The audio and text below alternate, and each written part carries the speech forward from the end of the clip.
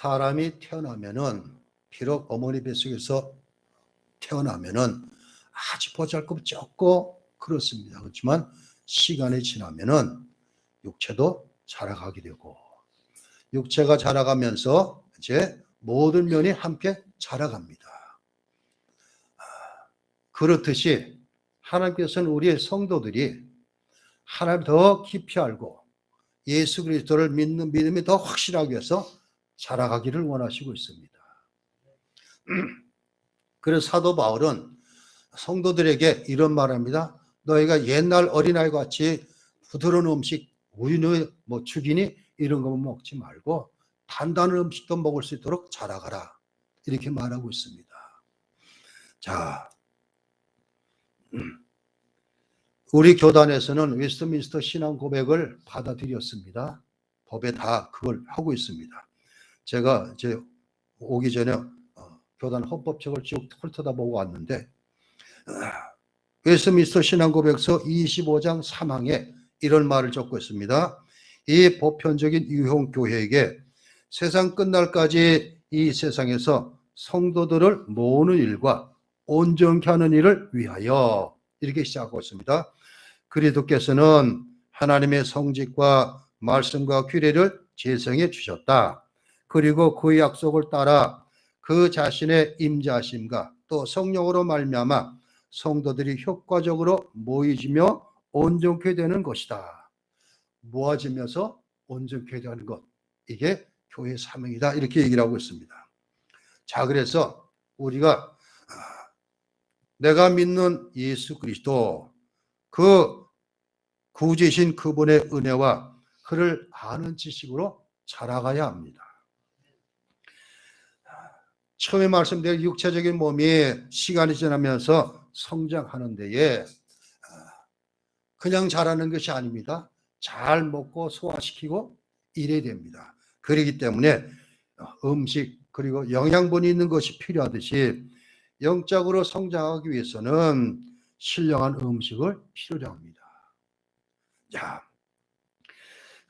우리 믿는 사람들이 은혜로 성장하도록 하나님께서 제공하신 신령한 음식, 이것을 개혁교회에서는 은혜 방편 이렇게 얘기를 하고 있습니다.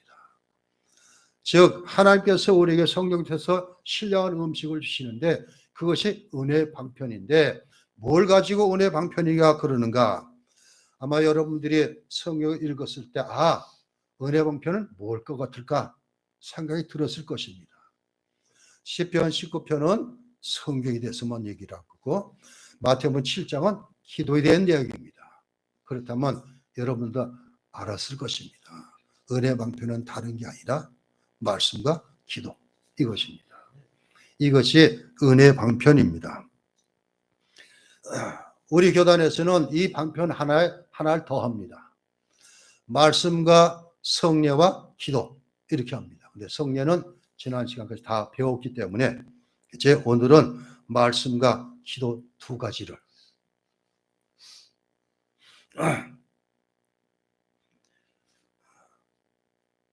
수요일날 격주로 제가 하이델베르그 요리 문답을 하는데 이게 이제 얼마 있으면 끝날 것 같아요. 그래서 이제 웨스트민스터 소요리 문답을 지금 준비하고 있는데 대요리 문답은 어른들을 위한 것이고 소요리 문답은 아이들을 위한 것입니다. 그 대소요리 문답에 보면 153문 웨스트민스터입니다. 율법에 대한 범죄로 말미암아 우리가 받아 마땅한 하나님의 진노와 저주를 피할 수 있도록 하나님이 우리에게 요구하시는 것이 무엇입니까? 이렇게 질문을 합니다. 답은 율법에 대한 범죄로 말미암아 우리가 받아 마땅한 하나님의 진노와 저주를 피할 수 있도록 하나님이 우리에게 요구하시는 것은 하나님께 대한 회개와 우리 주 예수 그리스도에 대한 믿음과 그리스도가 자기의 증거와 유익들을 우리에게 전달해 주는 외적 방편들을 부지런하게 사용하는 일입니다. 대의문답 153문, 소리문답은 85문입니다. 이제 나중에 이제 소리만 배울 때 할 것입니다. 또 154문, 그리스도께서 자기의 증거의 유익을 우리에게 전달하시기 위해 사용하시는 외적 방편이 무엇입니까? 이렇게 질문하면 답은 그리스도께서 자기의 교회에게 중보의 유기를 전달하기 위해서 사용하시는 외적 통상적 방편은 그의 모든 규례들입니다. 특별히 말씀과 성례와 기도입니다. 이 모든 방편은 하나님의 택한 자들을 구원을 위해 효력이 있습니다. 소이르문답 88번 이렇게 적고 있습니다. 자, 그러기 때문에 우리가 육체가 이처럼 이렇게 자라고 시간이 지나면 또 쇠해져 갑니다. 이게 법칙입니다.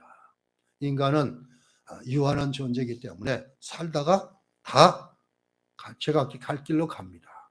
즉 태어났다가는 죽는 게 마땅합니다.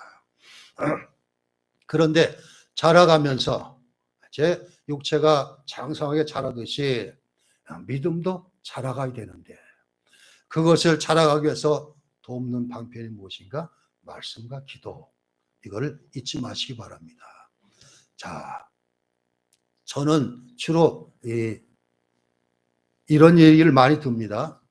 우리가 신앙생활하는 것은 두 바퀴를 가지고 전진하는 그런 길인데 두 바퀴가 뭔가 하면 하나는 말씀이고 하나는 기도입니다. 이게 바퀴가 똑같아야지 제 길을 가지 하나가 지금 어떻게 됩니까? 뺑뺑 돌아요. 어느 쪽이 모자라면. 그렇기 때문에 말씀과 기도는 내가 말씀에서 깊이 아는 동시에 기도도 말씀 위에서 할 수 있도록 그렇게 해야 됩니다. 그런데 어떤 사람은 말씀에 대해서는 해박하게 잘 알고 있고 성경 퀴즈를 하면 다 1등을 하고 그래요. 그런데 기도는 별로예요. 불균형입니다. 이런 사람들은 신앙의 길을 갈 때 뺑뺑 돌 수뿐이 없습니다.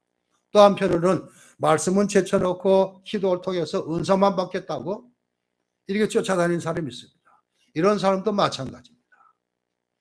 자, 그렇기 때문에 내가 신앙생활할 때 내 두 바퀴는 즉 말씀과 기도는 똑같아서 늘 전진하는 자라가는 저와 여러분 되시기 바랍니다. 자, 그래서 첫 번째 하나님 말씀인 성경입니다. 우리가 시편 19편 읽을 때 시편 기자는 뭐라 그럽니까? 여호와 율법은 완전하여 영혼을 살리며 이랬습니다. 하나님 말씀은 영혼을 살리는 말씀입니다. 여태까지 신앙생활하면서 말씀도 많이 들었는데 아직까지 내 영혼이 변화가 없었다면 이건 잘못된 것입니다. 제대로 자라지 못한 것입니다. 말씀이 내 속에 들어오면은 그 말씀의 능력에 대해서 변화가 일어나게 됩니다. 회개가 일어나게 되고. 자, 로마 교회에서는 이렇게 얘기를 합니다. 사효적으로 말씀이 능력이 나타난다. 이렇게 얘기를 합니다. 이것을 라틴어로서는 엑스 오페레 오페라토 이렇게 얘기를 하고 있습니다. 즉 사제가 선언하면 그것이 그대로 된다. 이런 뜻입니다. 이게 어디서 알 수 있는가 하면 성찬에서 알 수 있어요. 화채설이라고 나오죠. 사제가 축복한 즉시에 예수님의 몸과 피가 된다. 이렇게 얘기하듯이 그게 바로 그렇게 얘기합니다. 반면에 루터교에서는 하나님 말씀이 본래적으로 능력이기 때문에 그걸 읽는 사람은 회개하고 믿게 된다. 이렇게 가르칩니다. 하나님 말씀이 원래 능력이 있어서 본래적으로 능력이 있어서 그걸 읽는 사람은 회개하고 믿게 된다. 근데 그게 아니잖아요. 우리 케이크는 아니다. 말씀을 읽을 때 하나님께서 성령을 통해서 우리 마음을 움직여 주셔야지 우리가 달라지는 것이지 막 읽는다고 달라지는 게 아니다. 이것입니다. 자, 그렇기 때문에 말씀을 읽을 때도 자, 말씀은 부단히 읽으셔야 합니다. 그리고 부단히 들어야 돼요. 그리고 지켜 행해야지 그 말씀이 내 것이 됩니다. 그래서 요한계시록 1장에서는 예언의 말씀을 읽는 자와 듣는 자와 지켜 행하는 자가 복이 있다 말씀하고 있습니다. 부전히 잘 읽으시기 바랍니다. 여러분들 하나님 부르셔 천국 갈 때까지 성경 몇 번이나 읽으셨을까? 저는 최소한 100번은 읽어야 되겠다. 평신도는. 목회자는 1000번 정도는 읽어야 되겠다 생각을 합니다.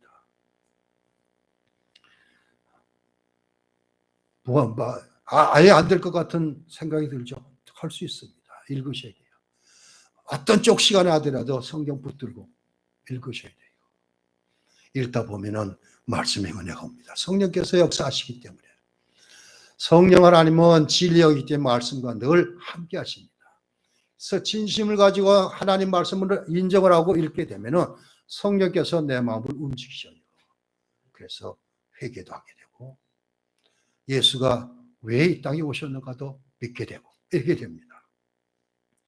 자, 여러분들한테 권합니다. 읽고 듣고 지켜 행하시는 저와 여러분 되시기를 바랍니다.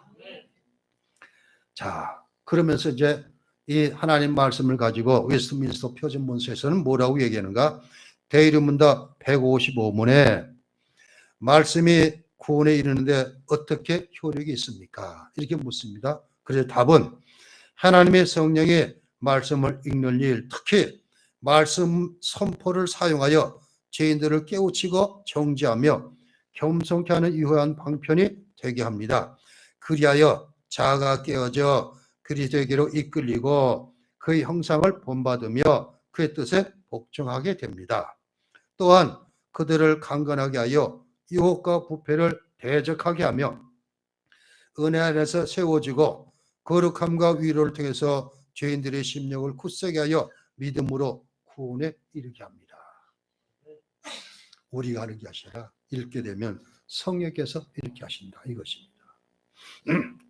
156면은 하나님 말씀은 모든 사람이 읽어야 합니까? 이렇게 질문합니다. 답은 비록 모든 사람이 다 공적으로 회중에게 성경 말씀 읽는 것이 허용되어 있는 것은 아니지만 모든 종류의 사람들은 각각 혼자서 또는 가족과 함께 말씀을 읽어야 합니다. 이 같은 목적을 위해서 성경은 원어에서 자국어로 번역되어야 합니다. 자, 오늘이 10월 31일 종교개혁한 날입니다. 마틴 루터가 비텐베르그 성안교회 벽에다가 95개의 반박문을 붙인 날이 오늘입니다. 루터가 이 방방을 붙이고서 로마 교회로부터 이제 사형 선고를 받고 도망다니다가 프리드리 선제의 도움을 받아가지고 그분의 바르트부르크 성에 유치돼가지고 거기서 한 8개월을 있습니다. 8개월 동안 루터가 하는 것이 무엇인가 하면 헬라어 성경을 독일어로 번역하는 일을 합니다. 그리고 그걸 마치고서 이것이 구텐베르그가 인쇄술을 발견하고 그거 겹쳐갖고 책으로 찍어져 나오게 됩니다. 평신도도 다 읽게 됐어요. 로마 교회에서는 평신도에게 성경을 읽지 못하겠는데 바로 오늘 자국어로 번역되어야 합니다. 이것입니다. 자, 저는 뭐 원어를 알아야되고 막 그러지만 번역본도 참 좋습니다. 우리나라에 한글로 번역된 것도 얼마나 좋은지 모릅니다. 그리고 개역개정도 좋지만 쉬운 성경, 쉽게 번역한 것도 같이 볼 수 있으면 좋습니다. 성경. 쉬운 성경, 표준 번역, 새 번역 이런 것이 있습니다. 저는 좋은 성경을 가지고 쉬운 성경을 가지고 있는데 자, 아무튼 같이 읽어야 된다. 그리고 157문에 하나님 말씀은 어떻게 읽어야 합니까? 성경은 매우 경외하고 존중하는 마음으로 읽어야 합니다. 또한 성경이 바로 그 하나님의 말씀이라는 것과 하나님만이 우리로 하여금 성경을 이해하게 하실 수 있다는 것을 굳게 확신하고 읽어야 합니다. 그리고 성경에 게시되어 있는 하나님의 뜻을 알고 믿고 순종하지 않은 열망을 가지고 읽어야 합니다. 성경의 내용과 깊이와 넓이를 알아야 합니다. 하나님 말씀으로 인정하고 읽어라 이것입니다. 그 다음에 158문 하나님 말씀은 누가 설교할 수 있습니까? 이것이에요. 제가 말씀드렸죠. 읽고 듣고 지켜 행하라. 읽는 것은 여러분들이 하는 거예요. 듣는 것은 예배를 통해 설교를 통해서 들어지는 거예요. 이게 그러니까 그 설교는 누가 할 수 있습니까? 이거예요. 답은 하나님 말씀은 충분하게 은사를 받고 그 직분에 합당하게 인정되고 부르심을 받은 자들만이 설교할 수 있습니다. 그래서 아무나 강단에서 설교하지 못합니다. 오직 목회자, 목사에게만 설교가 왔습니다. 우리 교단에서는 신학을 할 때는 전도사라고 부릅니다. 그 신학을 졸업하고 총회사는 강도사 고시를 패스하게 되면 강도사가 됩니다. 강도사가 된다는 것은 말씀을 전할 수 있는 이 기회가 있는 거예요. 그걸 허락해 주는 것입니다. 자, 바로 그와 같이 신학을 4년 하고 신도를 3년을 하고 이렇게 해서 목사 안수를 받은 사람만이 설교할 수 있다 이것입니다. 159문 하나님 말씀은 설교하는 직분에 부르심 받은 사람들이 어떻게 설교해야 됩니까?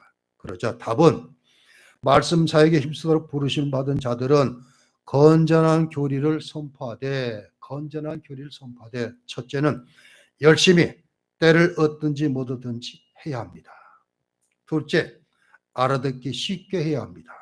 셋째, 충성스럽게 해야 합니다. 즉 하나님의 모든 뜻을 알게 해줘야 합니다. 이것이고 넷째는 지혜롭게 해야 합니다.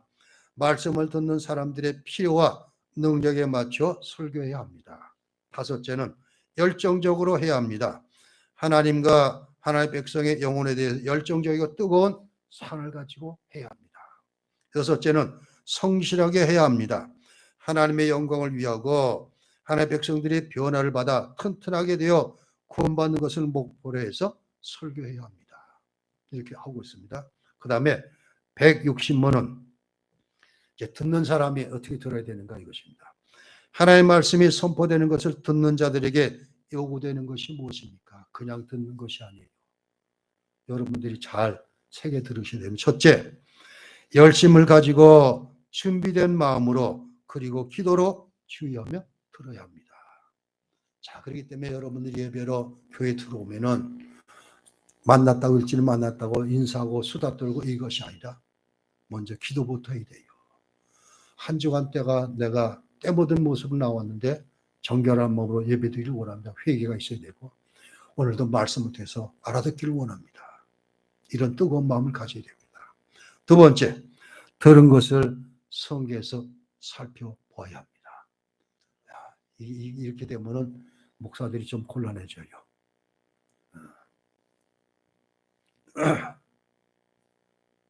과연 성경에서 그렇게 말하고 있는가? 그걸 한번 더 점검해 보라는 소리입니다. 셋째는 믿음과 사랑과 온유와 준비된 마음을 가지고 진리를 하나님 말씀으로 받아들여야 합니다. 하나님 말씀으로 받아들여야 합니다. 넷째, 말씀을 묵상하고 숙고해야 합니다. 되새겨야 합니다. 다섯째는 말씀을 마음속 깊이 간직하여 생활에서 그 말씀이 열매 맺도록 해야 합니다. 이게 듣는 자들이 취해야 될 것입니다.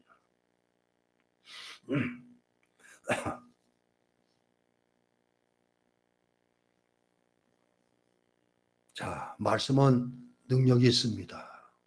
오늘 시편 19편이 그걸 얘기하는 거예요. 자, 제가 한번 다시 읽습니다. 여호와의 법은 완전하여 영혼을 소성시키며 여호와의 증거는 확실하여 우둔한 자를 지혜롭게 하며 여호와의 교훈은 정직하여 마음을 기쁘게 하고 여호와의 계명은 순결 눈을 밝게 하시도다. 여호와를 경외하는 도는 정결하여 영혼까지 이루고 여호와의 법도 다 진실하여 다 의로우니 이렇게 말하고 있습니다. 다른 것 없습니다. 하나님 말씀을 부지런히 읽으시기 바랍니다. 그리고 듣는 일에 열심히 하시기 바랍니다. 자, 우리는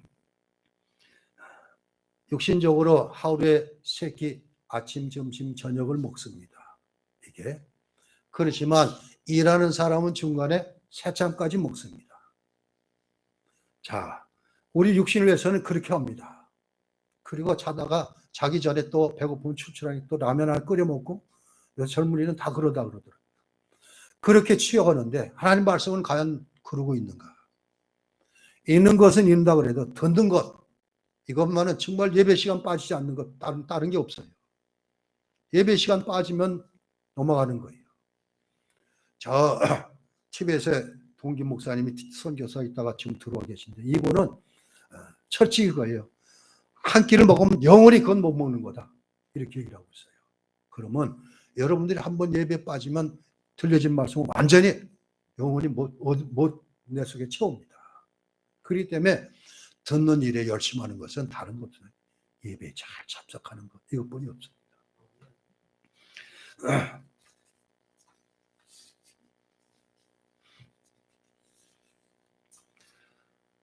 자, 그래서 말씀은 설교라는 것을 통해서 선포가 되어집니다. 이 설교는 사람들을 마음을 좋게 하려고 기쁘게 하려고 주시는 말씀이 아닙니다. 그냥 하나님 말씀을 그대로 전하는 것뿐이에요.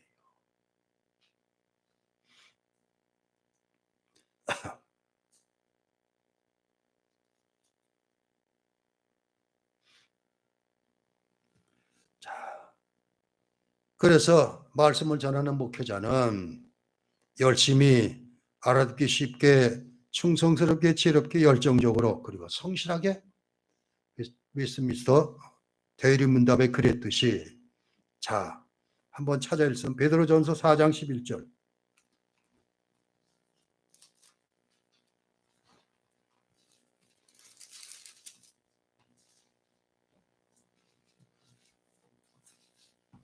베드로전서 4장 11절 신약성경 382면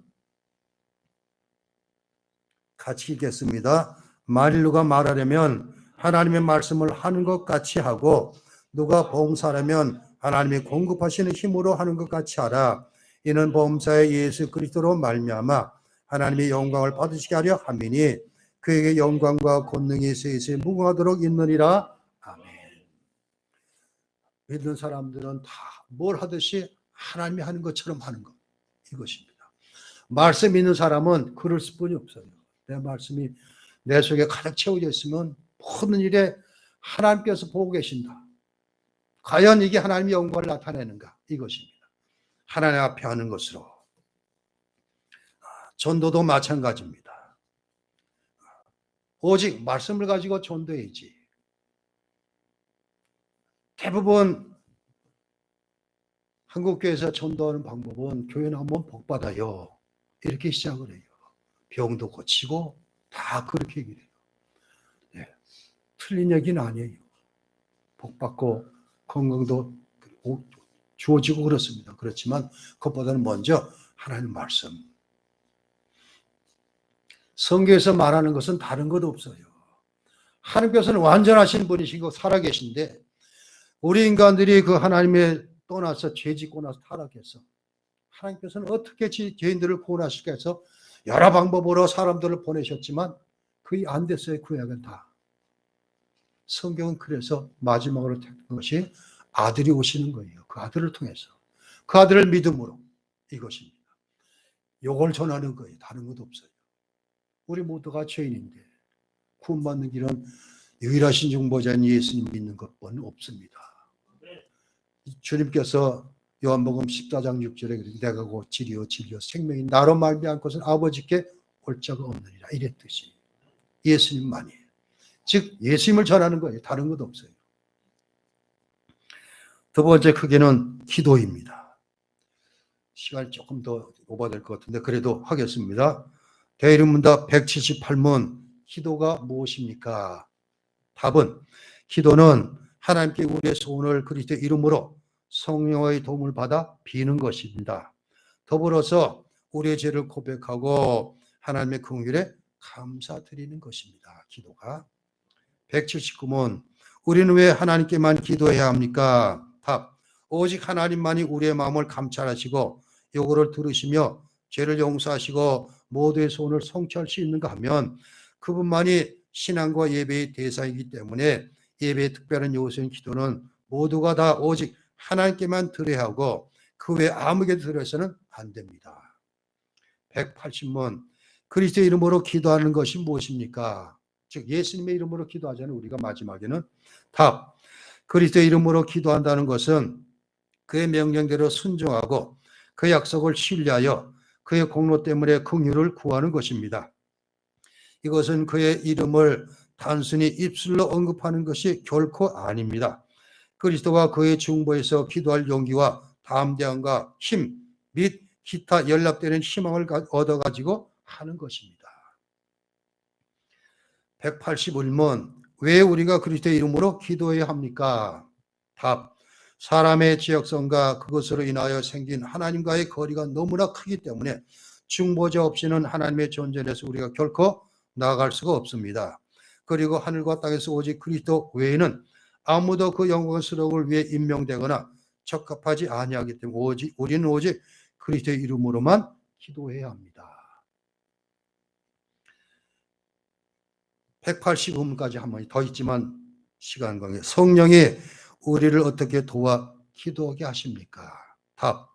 우리가 마땅히 기도할 바를 알지 못하기 때문에 성령께서는 우리의 연약함을 두 가지로 도우십니다. 먼저는 누구를 위하여 무엇을 어떻게 기도해야 하는가를 이해할 수 있게 우리를 도우십니다.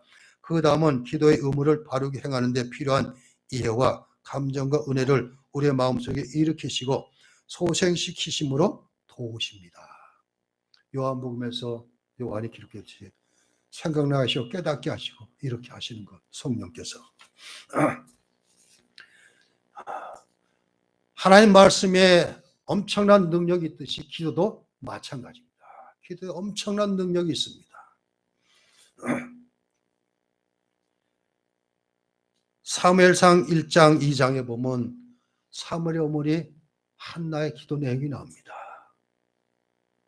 한나가 아들을 위해서 첫 불임나의 그 희롱 때문에 견딜 수가 없어서 아들을 주시면은 하나님께 드리겠습니다. 이렇게 기도를 해요.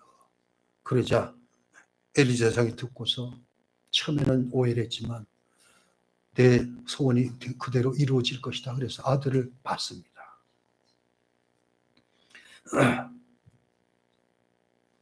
다윗의 기도 열왕기상 8장에 보면 솔로몬 왕의 기도가 나옵니다. 이제 성전을 지어놓고서 솔로몬이 기도하는 내용은 다른 것 아니. 이 백성이 무슨 마음을 가지고 기도하고서 성전 안에서 기도하면 하나님께서 그걸 들으시고 이거예요. 어떤 일이든지 성전을 올라와서든지 향해서 기도하면 하나님께 다 들으시고 응답해 주시기 원합니다. 이런 기도 내용입니다. 우리는 잘 알다시피 히스기야 왕의 기도도 15년 생명 영장을 얻게 하고 마태복음 26장, 마가복음 14장, 누가복음 22장에는 겟세마네 동산에서 우리 주님의 간절한 기도 내용이 나옵니다. 그때 성경 기자들은 뭐라 그래요? 주님께서 얼마나 간절히 기도하시는지 떨어지는 땀방울이 핏방울처럼 되었다. 이렇게 말하고 있습니다. 사도행전 12장 1절 이하에는 교회가 기도하는 내용이 나옵니다. 베드로가 복음을 전하다가 잡혔습니다. 그래서 당국에서는 베드로를 본을 보여서 안식일에 전한 다음에 사형을 시키자 이렇게 결정해가지고 하루 감옥에 넣어놨습니다. 간수 사이에 껴놓고서 옥을 닫고 이랬습니다. 그때 교회에서는 베드로를 위해서 열심히 함께 모여서 기도하고 있었다고 그랬습니다. 그 기도가 응답되는지 천사가 와서 베드로를 깨우고 옥문이 열리고 성문이 열리고 이런 능력이 나타납니다. 말씀의 능력이 있듯이 기도도 엄청난 위력을 가지고 있습니다. 바울과 실라가 빌립보에서 복음을 전하다가 여자 하나가 귀신 들려서 점을 치는데 그 여자를 조종해서 돈 버는 사람이 있는데 바울과 실라가 전도하다가 귀신을 쫓아내 주잖아요. 그랬더니 그 여자를 통해서 돈 벌었던 사람들이 소송을 걸고서 옥에 갇힙니다. 빌립보 감옥에. 둘이 옥중에서 밤에 찬송하고 기도하는데 옥터가 흔들리고 그리고 간수가 죄수가 도망갔는지 알고서 자결하려고 그러자 로마 법에는 간수가 자기가 던지고 있는 죄수를 놓치면 대신 죽어야 돼요. 그러니까 칼을 들어서 자결하려고 그럴 때 바울이 우리가 도망가지 않은 여기 있다 그랬더니 내가 어떻게 구원을 얻으리까? 다른 것 없습니다. 예수 믿어라 너와 내 집이 구원을 받으리라. 그리고 빌립보 교회가 세워집니다. 자, 이게 모두가 다 기도의 위력입니다. 교회사를 보면 얼마나 많은 기도의 능력이 나타나는지 모릅니다. 말씀 이상으로. 그렇기 때문에 우리의 신앙생활의 두 바퀴는 바로 말씀과 기도, 이것입니다.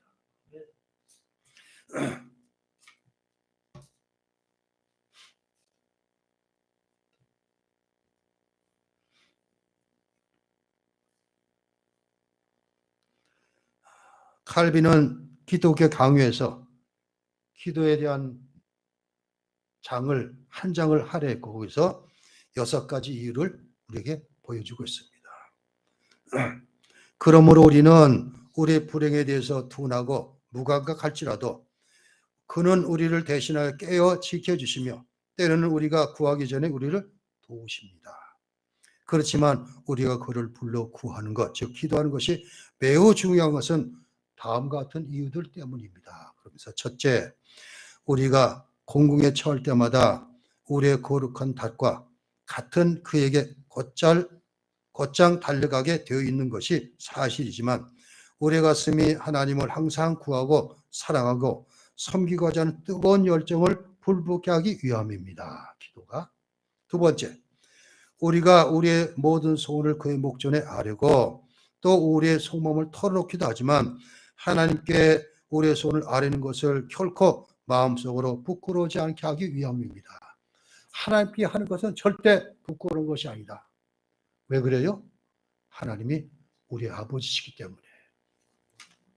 셋째, 우리가 하나님의 은총을 참된 감사의 마음으로 받을 준비를 받기 위한 것이다. 그 은총들은 우리가 기도함으로 하나님의 손으로부터 우리에게 오게 됩니다. 이게 되고, 넷째, 더욱이나 우리가 그것을 얻고 난 후 그리고 그가 우리의 기도를 응답하실 것을 확신하는 때에 그의 자비를 더욱 열렬하게 묵상할 수 있기 때문입니다. 응답을 받으면 더 하나님과 가까워진다. 이 소리는 마찬가지입니다. 다섯째, 우리가 기도를 통해서 얻은 줄로 알게 된 것들에 대하여 더 큰 기쁨으로 받기 위함입니다. 마지막 끝으로 하나님 우리를 결코 실망시키지 않을 것을 약속하시고 또 그 자신의 뜻에서 우러나 우리가 필요하는 바로 그 순간에 그를 찾아 부를 수 있는 길을 그가 열어놓으셨을 것뿐만 아니라 하나님이 그의 손을 펴서 그 자신의 백성을 도우시되 빈말이 아니라 당장 필요한 도움을 주어 보호하시는 것까지 우리도 알고 있지만 우리의 연약함 때문에 기도를 이용하고 경험하면서 하나님의 섭리를 확신할 수 있기 때문입니다. 기도를 통해서 하나님의 섭리를 확신할 수 있기 때문이다. 이렇게 얘기를 하고 있습니다. 자, 그러기 때문에 기도가 늘 이어져야 합니다. 한국교회가 이처럼 부흥하고 잘 된 것은 다른 것 아닙니다. 새벽 기도회가 있었기 때문입니다. 새벽 기도회. 우리 청해신학 1회로 졸업해서 하신 분들이 9분인가 계셔요. 평양신학교에. 그 중에 한 분이 길선주 목사님이신데 이분이 목회를 하는데 동네에서 3시쯤 되면은 목탁 소리가 들리는 거예요. 제가 공주 뒷산 갑사 뒤쪽에 하대리는 곳에 목회를 할 때도 3시 정도 되면은 두드리는 소리가 나요. 자, 그래서 길선주 목사님이 저 중들은 본인이 생각할 때는 저건 우상숭배인데 우상을 바라보면서도 저렇게 새벽 3시에 나와서 목탁 두드리는데 목회자는 어떻게 될 것이냐. 저걸 그냥 저보다 못하면 안 되겠다 해가지고 새벽기도를 만드신 분이 길선주 목사님이시라고 그래요. 주위에서 많은 욕도 얻어먹고 그랬어요. 누가 만들었는지. 뒤에 사람들은 한국교회 새벽, 세계에는 없는데 한국에만 있으니까 누가 만들었는지 참 그냥 이런 소리 들었어요. 그렇지만 새벽 기도가 엄청난 능력을 가지고 있습니다. 여기에서 다 신앙의 척도가 나타나게 됩니다. 말씀과 기도는 믿음의 척도를 가장 보여주는 거예요. 내 속에 하나님 말씀이 얼마나 채워져 있느냐, 그 말씀 붙들고 늘 기도하고 있느냐? 따라서 틀리는 거예요. 우리 겨자지기 성도들은 그런 분이 되시길 바랍니다. 여러분 속의 말씀으로 차곡차곡 채워지고 이 말씀이 늘 능력으로 나타나서 아까 싸워 이기고 죄와 싸워 이기는 여러분 되시길 바랍니다. 그러기 위해서는 그 말씀 듣고 부단히 기도하는 것뿐이 없습니다. 바로 이것이 은혜의 방편입니다. 말씀과 기도, 이거는 떼어낼 수가 없습니다. 자, 믿음과 뭐가 같이 떼어낼 수 없는 게 있죠? 믿음하고 이거 빠지면 안 해. 그건 믿음이 아니에요. 믿음과 순종은 같이 있어야 돼요. 그래야지 온전한 믿음이 됩니다. 자, 여러분들 히브리서 11장을 보면 믿음장입니다. 거기 보면은 다 믿음으로 누구는 이렇게 됐지만 그 뒤에 히브리서 기자가 적어놓은 거 보면 다 뭐라고 했어요? 믿음으로 말씀을 받고 다 순종한 거예요. 다. 그래서 믿음은 꼭 순종하고 연결이 돼요. 그래서 온전한 믿음이 됩니다. 말씀도 마찬가지입니다. 기도가 함께 연결이 되지 완전한 것이 됩니다. 자, 우리 겨자지기 성도들은 말씀과 기도를 부단히 읽고 듣고 지켜 행하는 가운데 정말 주님께서 원하시는 믿음의 사람들, 믿음의 가정들, 그리고 이 말씀과 기도를 통해서 어떤 악한 세력과 싸워 이길 수 있는 하나님의 전신갑주를 입으시는 저와 여러분 되시기를 주 이름으로 축원합니다. 기도합니다. 하나님 감사합니다. 오늘 우리가 은혜의 방편에 대해서 배웠습니다. 이 은혜의 방편은 단 두 가지, 세 가지지만 말씀과 기도라고 우리가 배웠사오니 우리의 겨자지기 성도들은 은혜의 방편을 부단히 익혀서 말씀의 능력자들 되게 하시고 기도의 능력자들 되게 하셔서 이 믿음을 가지고 하나님께 영광을 올려드리고 주의 복음을 전하는데 온전히 사용되어지는 귀한 심령들 되게 해 주옵소서. 예수 그리스도 이름으로 기도하옵나이다. 아멘.